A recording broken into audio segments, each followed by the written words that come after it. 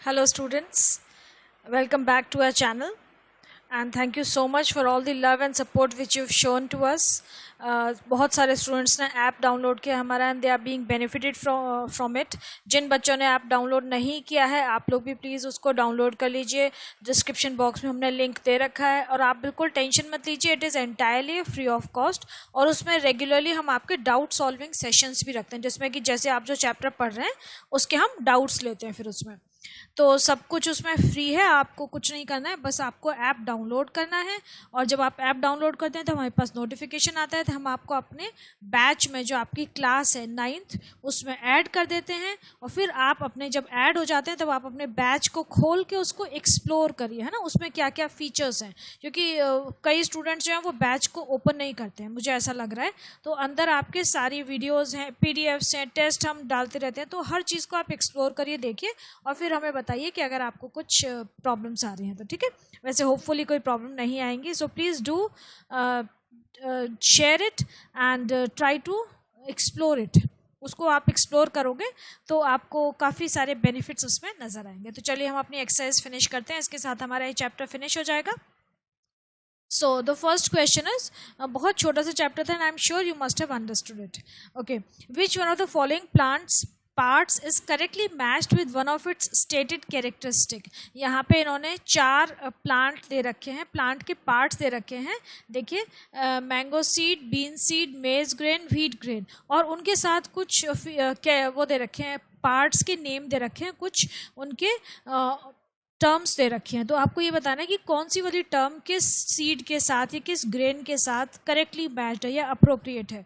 तो देखो फर्स्ट वाला है mango seed aleurone layer. Mango seed में एलिरोन लेयर नहीं होती है क्योंकि एलिरोन लेयर जो होती है वो ग्रेन में होती है और मैंगो सीड डाइकॉट प्लांट होता है, उसका एक प्रॉपर सीड होता है. Then the bean seed, bean seed के साथ एंडोस्पर्म दे रखा है. बीन सीड में एंडोस्पर्म नहीं होता है, वो नॉन एंडोस्पर्मिक होता है. मेज ग्रेन के साथ दे रखा है हमें कोलेप्टाइल.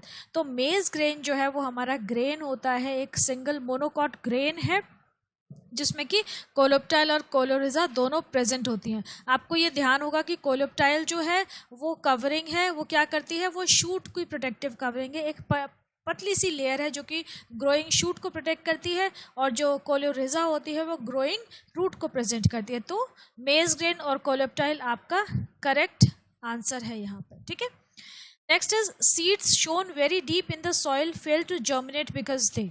अब सीड्स जब हम अगर बहुत ज़्यादा डीप सॉइल में अगर उनको प्लेस कर दें तो वो जर्मिनेट नहीं कर पाते. क्यों? What is the reason? They can be 2 reasons जो हमने पढ़े हैं.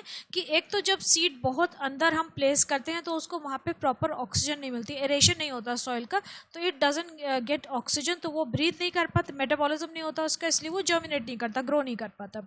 दूसरी चीज़, it can not exert enough force. इतनी जब डीप चला जाता है तो उस सीड थोड़ी सी फोर्स एग्जर्ट करता है कि उसका जो छोटा सा प्लांट निकल रहा है, जो टाइनी प्लूम्यूल जो डेवलप हो रहा है, जो टाइनी बेबी प्लांट में, वो अर्थ के बाहर आ जाता है, मिट्टी के बाहर आ जाता है.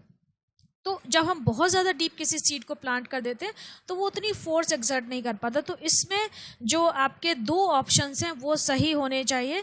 कि पहला वाला option, they can not exert enough force to push the soil upward, and the second one is they do not get enough oxygen. तो ये एक डी ऑप्शन के साथ साथ यहाँ पे आपका ए ऑप्शन भी आना चाहिए. ए एंड डी दोनों सही हैं. ठीक है, ये भी सही है और ये भी सही है.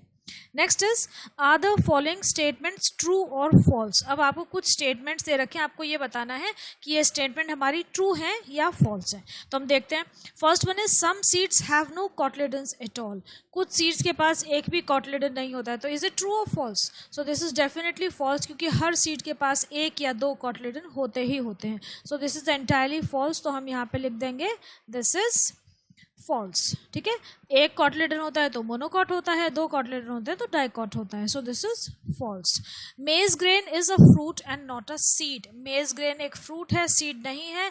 तो दिस इज आपके ये ट्रू है. मेज ग्रेन सीड नहीं होता है, इसको हम ग्रेन बोलते हैं. ठीक है, क्योंकि इसमें फ्रूट वॉल जो है वो ओवरी वॉल और फ्रूट वॉल जो है वो फ्यूज्ड होती है. इसमें कोई डिफरेंस नहीं है. जो सीड की वॉल है, ओवरी वॉल और जो सीड की वॉल है वो फ्यूज्ड होते हैं. That is why it is not a seed. So this is true. Next is seeds fallen in a flower bed from the previous crop usually do not germinate until the next growing season. कि एक seeds हैं, एक crop इस season में लगाई हमने, उसके जो सीड्स जो सॉइल में गिर गए वो अगले सीजन आने तक जर्मिनेट नहीं करते हैं, they remain there in their dormant form. So is it true और false? This is definitely true, क्योंकि वो दो seeds they undergo a dormancy period, है ना, वो अपने आप को तैयार करते हैं, उनके मेटाबॉलिक फंक्शंस होते रहते हैं and they give rise to a new baby plant after a certain interval of time, that is next season. Next is oxygen is necessary for germination. Yes, that is definitely true. Oxygen के बिना germination नहीं हो सकता है. Okay, next is name the following. Name the following में क्या दे रखा है? Monocotyledonous endospermic seeds. अब देखो, जैसे मैंने आपको बताया था ना कि आपके एग्जाम में भी ऐसे ही क्वेश्चंस आते हैं, तो देखो आपके जो प्रैक्टिस के क्वेश्चंस है ये भी सेम है, सारे ऑब्जेक्टिव हैं, इसी तरह के आपके एग्जाम में आते हैं. तो मोनोकॉट एंडोस्पर्मिक सीड कौन सा हो जाएगा? बहुत सिंपल सा, इन सब चीज़ों को ना आप बिल्कुल रट लो, तो इसका आंसर हो जाएगा मेज. Next is a chemical used in experiments which absorb oxygen. ये भी आप याद कर लीजिए, ये आपको 9th में भी काम आएगा, 10th में भी काम आएगा.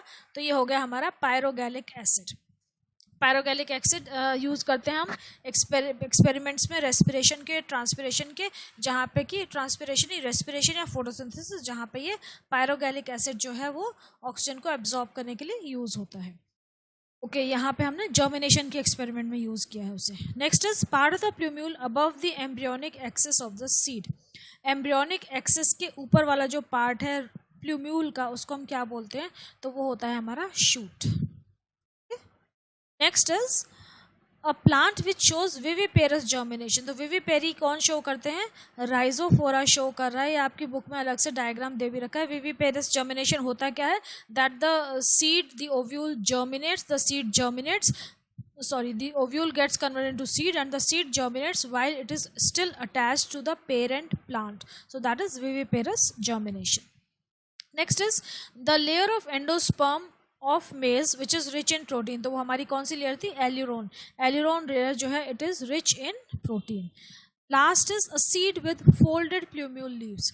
तो जो फोल्डेड प्लूम्यूल लीव्स होती हैं वो किस में होती हैं? बीन सीड में होती हैं. ठीक है, हमने दो तरह के पढ़े थे, फोल्डेड होती हैं और क्या होती हैं? रोल्ड होती हैं. तो फोल्डेड वाली जो होती हैं वो बीन सीड में होती हैं. Next is in bean seeds, fill-ups हैं again objective of in bean seeds dash grows faster and the seeds are brought dash the ground. bean seeds में जो germination होता है वो कैसा होता है आपको याद होगा. तो bean seed में प्लूम्यूल जो है वो फटाफट ग्रो कर जाता है एंड उसमें सीड्स को वो ऊपर आ जाते हैं, सीड्स उसके साथ ऊपर ग्रो कर जाते हैं. Dash is a protective layer of radical and protects the rolled plumule. अब रेडिकल की प्रोटेक्टिव लेयर क्या होती है? रेडिकल के ऊपर जो होती है वो क्या होती है? कोलियोरिजा. तो कोलियोरिजा हमारी रेडिकल की प्रोटेक्टिव लेयर है और प्लूम्यूल की प्रोटेक्टिव लेयर क्या होती है? प्लूम्यूल की होती है कोलियोप्टाइल. तो कोलियोप्टाइल जो है वो प्लूम्यूल को प्रोटेक्ट करती है. Next is a seed is protected by dash and dash. तो इसमें आप लिख सकते हैं a seed is protected by, जो सीड की दो प्रोटेक्टिव लेयर्स होती हैं, टेस्टा and tegmen.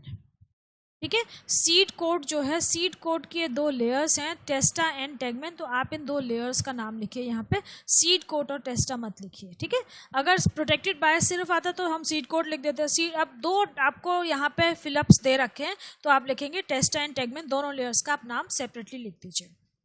Next is seeds absorb water through dash which also helps in diffusion of respiratory gases. तो seeds जो हैं पानी वैसे तो all over the surface से absorb करते हैं, लेकिन mainly they absorb water through the micropyle.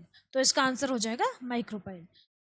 Rich wheat and maize are rich in dash food. ये spelling mistake है, ये rich नहीं होना चाहिए, it should be rice. Rice, wheat and maize are rich in what kind of food? Starchy food. जो carbohydrates हैं उसमें वो रिच होते हैं. ठीक है, next is arrange the following set of terms in order so as to be in logical sequence, rewrite the correct order. अब आपको ये सीक्वेंस सेट करनी है कि सबसे पहले कौन सा आएगा, उसके बाद कौन सा आना चाहिए, उसके बाद कौन सा आना चाहिए. ये क्वेश्चन भी बहुत कॉमन होता है आपके बोर्ड के एग्जाम में, एक इस तरीके का क्वेश्चन आता ही आता है. तो चलो अब इसको देख लेते हैं. First one is embryo, first male gamete, zygote, egg cell and micropyle. तो इसमें से जो सबसे पहले आना चाहिए वो क्या आना चाहिए? देखो, एम्ब्रियो दे रखा है, फर्स्ट मेल गैमेट दे रखा है, जाइगोट दे रखा है और एग सेल दे रखा है। तो हम यहाँ पे अब ये बताएंगे कि सबसे पहले जो चीज़ है वो क्या है? माइक्रोपाइल। माइक्रोपाइल नंबर 1 पे आना चाहिए। उसके बाद माइक्रोपाइल के अंदर कौन एंटर करेगा? फर्स्ट मेल गैमेट एंटर करेगा। फिर वो फर्स्ट मेल गैमेट जो है, जब वो माइक्रोपाइल के अंदर एंटर कर जाएगा तब वो किससे कंबाइन करेगा? तब वो एग सेल से कंबाइन करेगा। एग सेल से कंबाइन करके वो क्या बनाएगा? एग सेल से कंबाइन करके वो जाइगोट बनाएगा। और जाइगोट किस में डेवलप होगा? जाइगोट एम्ब्रियो में डेवलप होगा। तो ये आपका जो करेक्ट ऑर्डर है वो हो जाएगा micropyle, first male gamete, egg cell, zygote and embryo. ठीक है, नेक्स्ट वाला देखते हैं। नेक्स्ट क्या है? Zygote, embryo, seed, allogamy, fusion of gametes. अब देखो यहाँ पे दे रखा है zygote, embryo, seed, fusion of gametes, ये सब तो एक जगह ही होते हैं। अब यहाँ पे एक और टर्म दे रखी है, एलोगेमी। एलोगेमी आपको याद है क्या था? Allogamy is another name for cross pollination. तो सबसे पहले यहाँ पे जब हम ये सब हमारा फर्टिलाइजेशन हो गया, डिस्पर्सल हो रहा है, तो सबसे पहले उसके लिए क्या होना चाहिए? Cross pollination. तो एलोगेमी यहाँ पे नंबर 1 हो जाएगा। एलोगेमी के बाद क्या होगा? अब देखो, जाइगोट है, एम्ब्रियो है, सीड है, फ्यूजन ऑफ गैमेट्स है। एलोगेमी जब हमारा क्रॉस पॉलिनेशन हो गया तो गैमेट्स फ्यूज करेंगे, तो नंबर 2 हो जाएगा हमारा फ्यूजन ऑफ गैमेट्स। अब गैमेट्स ने फ्यूज कर लिया है तो क्या बन जाता है? As a result of that zygote is form. So number 3 is zygote. Zygote के बाद बनता है एम्ब्रियो, और एम्ब्रियो जो है फिर वो सीड फॉर्म करता है। ठीक है, तो ये हो गया आपका सीक्वेंस। नेक्स्ट क्या दे रखा है आपका? Seed coat burst, hypocotyl elongates, radicle grows downward, hypocotyl forms loop above the soil and epicotyl elongates. तो इसमें सबसे पहले ये हाइपोकोटाइल, एपिकोटाइल तो बाद की बातें हैं। सबसे पहले क्या होगा कि सीड कोट बर्स्ट होगा और उसमें से जो भी आपके चीज़ें हैं, स्ट्रक्चर्स हैं, वो निकलने शुरू होंगे। तो सबसे पहले हमने ये देखा कि सीड कोट इज बर्स्टिंग, वो सबसे पहले वो बर्स्ट हुआ। अब उसमें से रेडिकल जो है वो नीचे की तरफ ग्रो करना शुरू कर देगा। ठीक है, देन हाइपोकोटाइल जो है वो इलोंगेट होगा, हाइपोकोटाइल इलोंगेट्स। देन हाइपोकोटाइल जो है वो एक लूप बनाएगा। इस तरीके से हमने पढ़ा था ना कि इस तरीके से हाइपोकोटाइल जो एक इस तरीके सीधा ग्रो नहीं करता क्योंकि उसकी टिप्स डैमेज हो जाएंगी, तो इट फॉर्म्स द लूप, तो वो लूप बनाएगा। तो हाइपोकोटाइल फॉर्म्स द लूप, ये हमारा नंबर 4 हो जाएगा। और उसके बाद एपिकोटाइल जो है वो इलोंगेट होंगे। ठीक है, तो ये हमारी सीक्वेंस हो जाएगी। Next is what is the difference between an embryo and a seed. Embryo और सीड में क्या डिफरेंस है ये हमें पता है कि सीड जो होता है it is a mature ovule after fertilisation. Ovule जो है मैच्योर होकर सीड बनाता है, और सीड के अंदर जो स्ट्रक्चर होता है, जो टाइनी लिविंग प्लांट होता है, उसको हम एम्ब्रियो बोलते हैं। एम्ब्रियो जो है सीड के अंदर इनएक्टिव या डॉर्मेंट स्टेज में रहता है until it is given all the favourable conditions necessary for its germination. जब वो बाहर निकलेगा सीड में से, ग्रो करेगा, प्यूम्यूल और रेडिकल बनाएगा। ठीक है, तो ये डिफरेंस है। Give any 2 examples each of endospermic and non endospermic seeds. ये आपकी बुक में दे रखे हैं, इनको आप याद कर लीजिएगा। एंडोस्पर्मिक एल्ब्यूमिनस होते हैं, कैस्टर मेज Poppy. Non endospermic x albuminous होते हैं, बीन हो गई आपके, ग्राम हो गया आपके, पी हो गए। Okay. Next is germinated grams are considered highly nutritive. What is the reason for this belief? अब देखो ये बिल्कुल प्रैक्टिकल क्वेश्चन है। आपके घर में भी मम्मी आपको चने भिगो के देने को कहते, स्प्राउट्स जिसे हम कहते हैं ना, स्प्राउटेड हम चीज़ें खाते हैं, तो स्प्राउट्स मीन्स जर्मिनेटेड। तो जर्मिनेटेड ग्राम्स बहुत न्यूट्रिटिव होते हैं क्योंकि इसमें जो कॉटलेडन्स होते हैं ना, वो एंडोस्पर्म से सारा न्यूट्रिशन एब्जॉर्ब कर रहे हैं, और cotyledons are rich of nutritive proteins. तो इसलिए इसमें इतना ज़्यादा प्रोटीन होता है और हमारे लिए बेनिफिशियल स्टार्च होता है, तो ये हमारे लिए बहुत ज़्यादा न्यूट्रिटिव होते हैं। तो they are considered highly nutritive because they are absorbing food from the endosperm, और उसमें है क्या? स्टार्च और प्रोटीन। तो वो बहुत हमारे लिए बेनिफिशियल होता है, और ये स्टार्च और प्रोटीन इस फॉर्म में होता है कि हमारी बॉडी बहुत जल्दी इसको यूटिलाइज कर लेती है। देखो एक चीज़ है, हम कोई भी खाना खाते हैं वो हमारे लिए बेनिफिशियल कब है, न्यूट्रिटिव कब है? जब हमारी बॉडी उसको आसानी से डाइजेस्ट कर ले, उसके डाइजेशन में हमारी बॉडी को ज़्यादा एनर्जी ना स्पेंड करनी पड़े, आसानी से डाइजेस्ट हो जाए और हमारी बॉडी में वो एसिमिलेट हो जाए। तो जब आप डाइजेस्टिव सिस्टम पढ़ेंगे तब आप थोड़ा सा समझेंगे कि क्या टर्म्स हैं। तो हमें हमेशा वो खाना खाना चाहिए which is easily digestible and which gets assimilated with our blood stream very quickly, जिसको हमारी बॉडी के टिश्यूज बहुत आसानी से एब्जॉर्ब कर सकें, ठीक है। Okay, next is why do we not use the terms maize fruit and maize seed, what do we say instead. अब ये क्या कह रहे हैं कि हम मेज फ्रूट नहीं बोलते हैं, मेज सीड नहीं बोलते हैं, हम क्यों नहीं बोलते हैं ऐसा, और उसकी जगह पे हम कौन सी टर्म यूज़ करते हैं।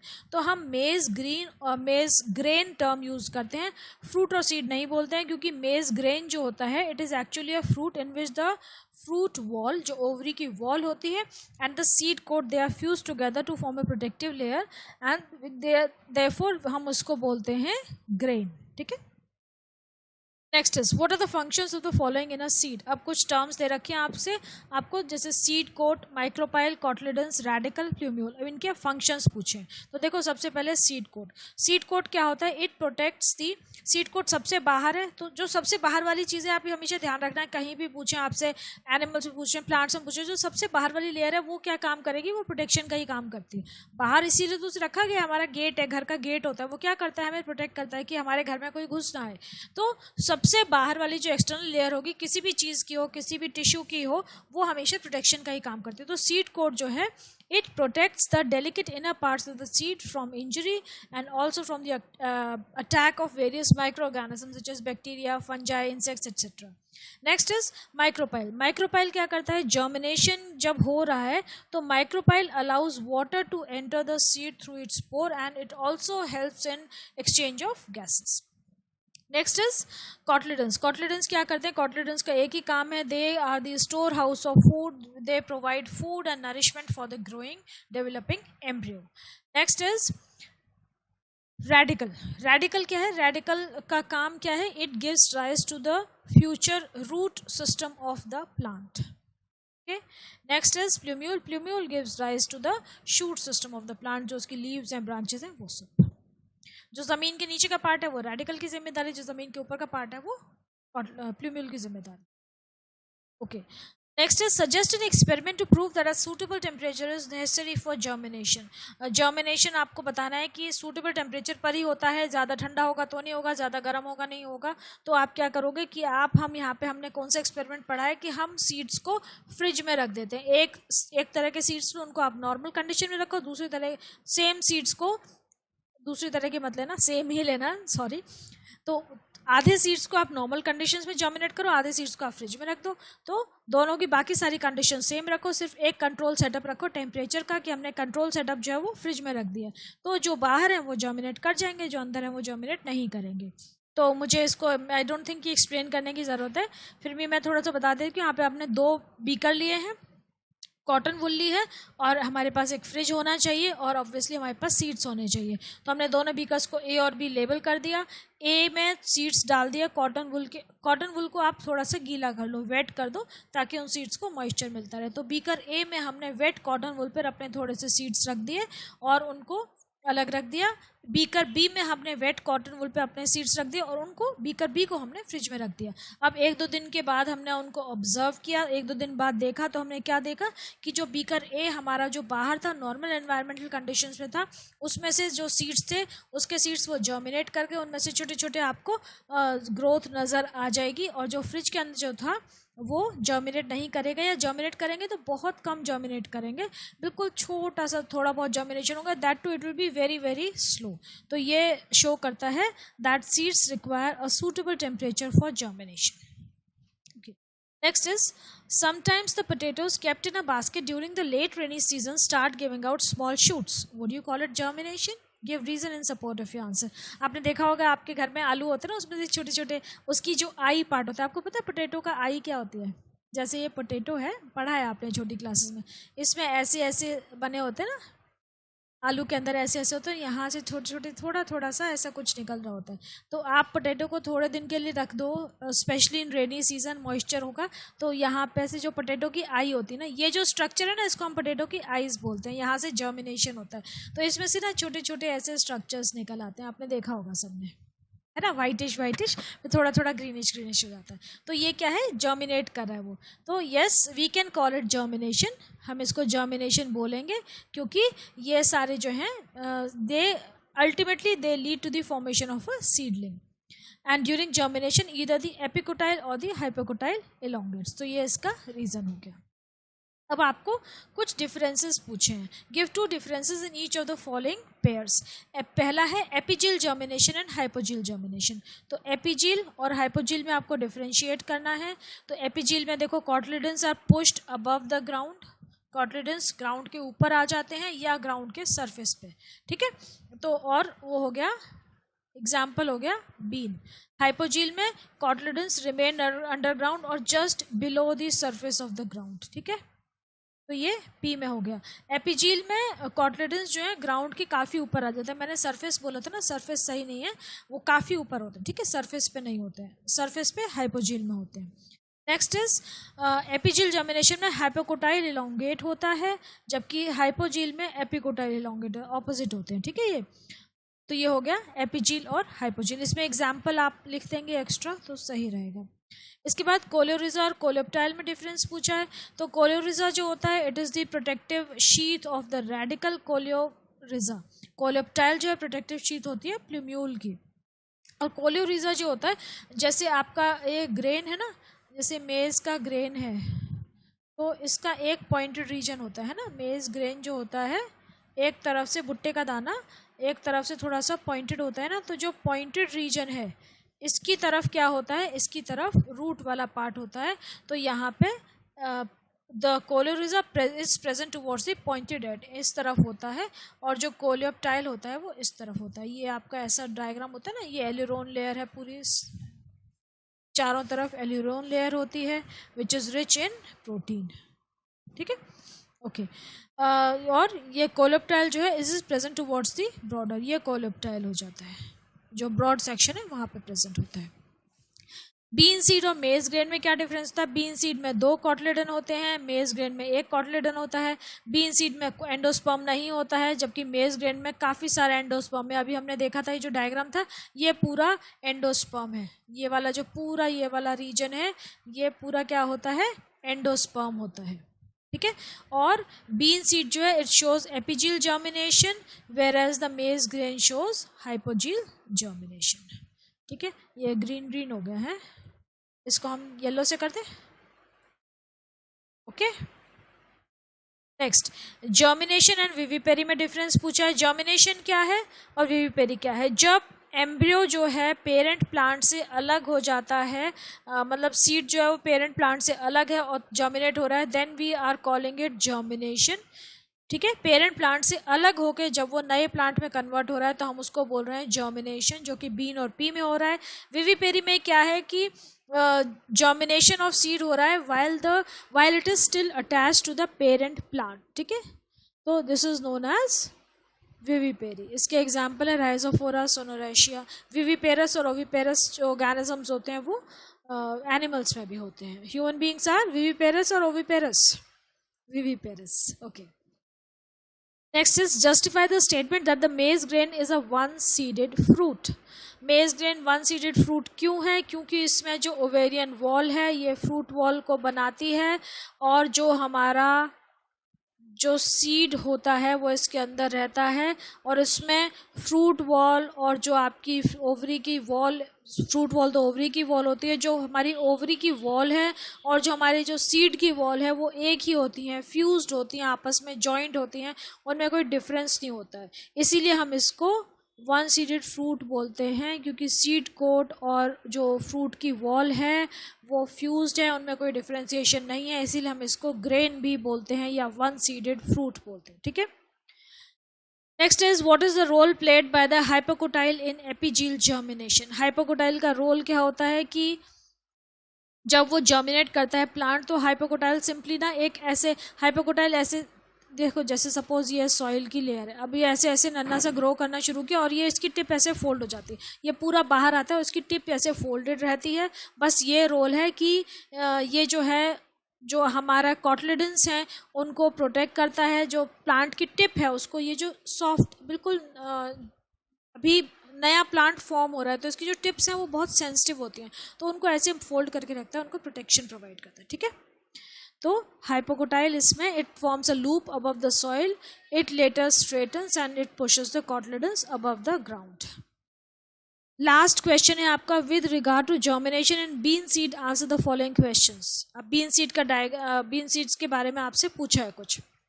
पहला, फंक्शन ऑफ माइक्रोपाइल। माइक्रोपाइल का फंक्शन सब में एक ही होता है कि it allows absorption of water and makes it available to the embryo for germination.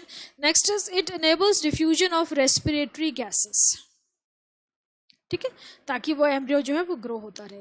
Next is name the part of the seed that grows into the seedling. Seed का कौन सा पार्ट सीडलिंग में ग्रो करता है? तो seed के अंदर जो एम्ब्रियो होता है, embryo that grows into the seedling. Next पूछा है, draw NEET label diagram of the structure named above. तो सीडलिंग का आपको डायग्राम बनाना है, तो ये आपने बना दिया, 2 कॉटलेडन बना दिए, ठीक है, ये 2 कॉटलेडन हो गए। फिर इसमें हाइपोकोटाइल, एपिकोटाइल, प्लूम्यूल, टेगमेंट, टेस्टा सब मार्क कर दो। टेगमेंट, टेस्टा जो है ये 2 लेयर हैं, टेस्टा बाहर वाली लेयर, टेगमेंट अंदर वाली लेयर।